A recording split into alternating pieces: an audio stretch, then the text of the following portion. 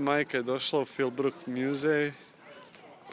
muzej u Oklahomi.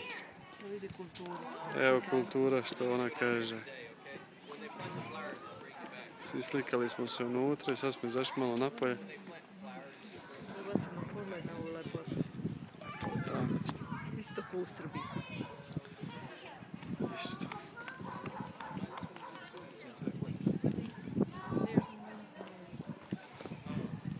Viš ovo je ovdje fontana.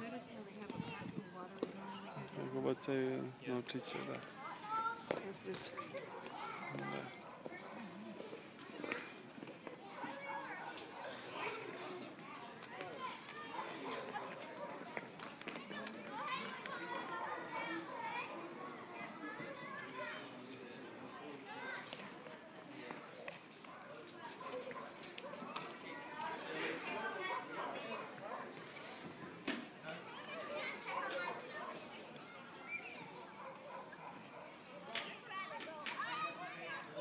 Viš kako oni puštaju djecu da oni skače, se igraju ovdje.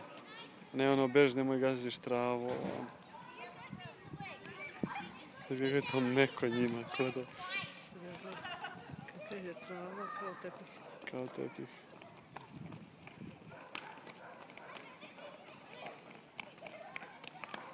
Evo mog sinka Pinka kad dovedemo ovdje.